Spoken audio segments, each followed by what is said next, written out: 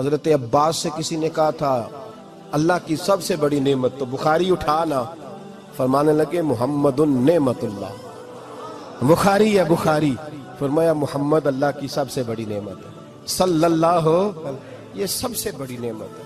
کچھ کہا تو صحیح نہ یار، ایک مجھے کہنے لگا نہیں وہ 9 ربیع الاول کو آئے تھے، تو میں نے کہا 9 کو میلاد مناؤ، کوئی مسئلہ نہیں، 9 کو میلاد مناؤ، کوئی مسئلہ ہی نہیں، ہم تو سارا سال مناتے ہیں، بس 9 کو مناؤ نا بھائی، کون کہتا ہے عید نہیں ہم کہتے۔ میں نے کہا چلو جشن میلاد کہہ لیا کرو، میلاد ہی کہہ لو، یہ کہہ لو، تم نے خوشی منانی ہے تو محفل میلاد کہہ لو، نہ عید کہو، عیدیں 2 ہی ہیں۔ میں نے کہا نہیں وہ بھی تیری غلطی ہے، میرے نبی نے کہا ہر جمعہ میری امت کی عید ہے۔ اور قرآن پاک پڑھ، قرآن پاک پڑھ، حضرت عیسیٰ کہتے تھے یا اللہ جب تم من و سلوہ نازل کرے گا وہ دن ہمارے لیے عید کا دن ہوگا۔ اور سیاستہ پڑھ، حضرت عمر کہا کرتے تھے جس دن دین مکمل ہوا یوم اکملت، جس دن دین مکمل ہوا یوم اکملت لکم، یہ آیتیں نازل ہوئی، تو فرمایا وہ دن ہمارے لیے عید کا دن تھا۔ یہودی ہمیں کہتے تھے یہ آیتیں ہم پہ آتی تو ہم عید مناتے، یہ بھی تیری غلطی ہے کہ عیدیں 2 ہی ہیں۔ رب جب بھی کسی کو دید کرائے وہ عید کا ہی دن ہوتا ہے، وہ عید کا ہی دن ہوتا ہے بھائی۔ ہمارے لیے سب سے بڑی عید یہ ہے، اس لیے کہ باقی عیدیں اسی عید کا صدقہ ہے، صلی اللہ تعالی علیہ۔ تو عید میلاد النبی پہ اظہار مسرت کرنا، خوشی کا اظہار کرنا، خوشی کا اظہار کرنا، یہ تو ایمانی تقاضا ہے، یہ تو روح کا تقاضا ہے، یہ تو اندر اچھلتا ہے۔ شریعت جتنی ہمیں اجازت دیتی ہے اتنا ہم کرتے ہیں، اور کوئی میلاد کی محفل میں کوئی ایسا کام نہیں ہوتا جو شریعت سے ٹکراتا ہو۔ پہلے کیا ہوتا ہے؟ تلاوت، منع ہے قرآن پڑھنا۔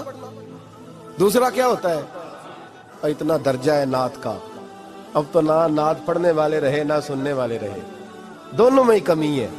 اور میں اکثر کہتا ہوں نعت پڑھنا اتنا کمال نہیں جتنا سننا کمال ہے، سننے والا کوئی ہونا چاہیے، نعت سننا زیادہ معنی رکھتی ہے۔ اس کی وجہ یہ ہے کہ نعت پڑھنا صحابہ کی سنت ہے اور سننا محمد مصطفیٰ کی سنت ہے، اور سننے والے کا درجہ، ہاں تیرا درجہ زیادہ ہے اگر تو سمجھے تو۔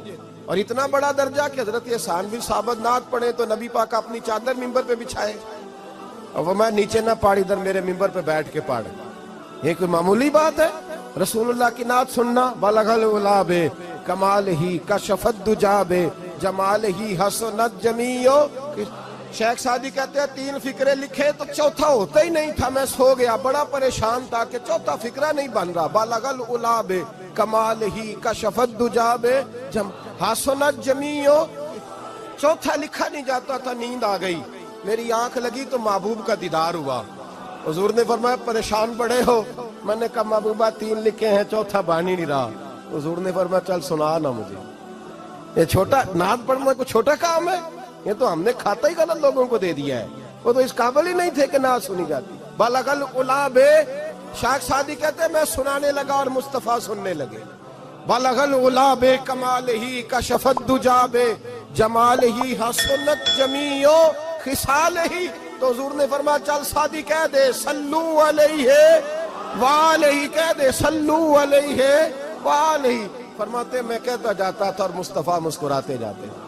کچھ چھوٹا درجہ ہے نعت تو ایمان ہے، نعت تو طاقت ہے، نعت تو تیری روح کو بیدار کرتی ہے، پر شرط ہے نعت ہو، شرط ہے، شرط یہ تقاضا ہے میں نعت ہو، وہ نہ ہو کہ نعت پڑھے نا۔ میرے حضرت صاحب فرماتے ہیں نعت کا مقصد ہے جب بندہ نعت پڑھے تو اس کا دل نبی پاک کے گنبد کی طرف جائے، جب نعت سنے تو اس کی توجہ رسول پاک کی جانب جائے، یہ نہ ہو کہ نعت سنے تو توجہ گانے کی جانب جائے، یہ نہ ہو کہ نعت ہو رہی ہو تو لوگ کہیں، میرے کان میں لوگ کہہ دیتے ہیں، آپ یقین کریں محفل میں بیٹھے لوگ کہتے ہیں فلانے گانے کی طرز پہ لاندہ جی، تو کدھر گیا دھیان اس کا؟ یہ نعت تو نے پڑھی ہے، یہ نعت سنی نہیں آج تک؟ اگر نعت پڑھنی ہو تو علامہ اقبال کی لکھی ہوئی پڑھا کر، اگر نعت پڑھنی ہو تو شیخ سعدی کی لکھی پڑھا کر، اگر نعت پڑھنی ہو تو حضرت احسان بن ثابت کی لکھی پڑھا کر۔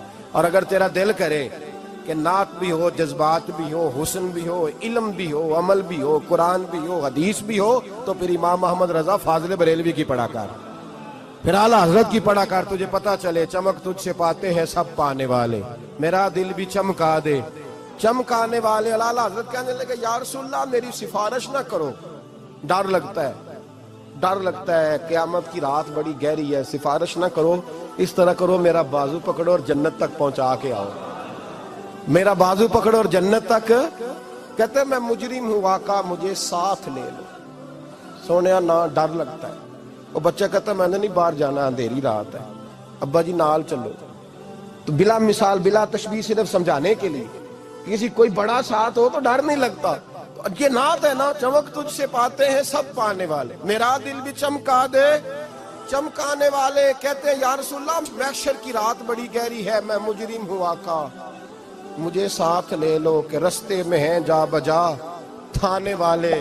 سونے جرم کر کے آیا اور پکڑا نہ جاؤں کہیں، مہربانی کر مجھے پردوں میں چھپا لے، مجھے مدثر اور مزمل کی چادر کے نیچے کر لے، میں مجرم ہوں آقا مجھے ساتھ لے لو، کہ رستے میں ہیں جا بجا تھانے والے۔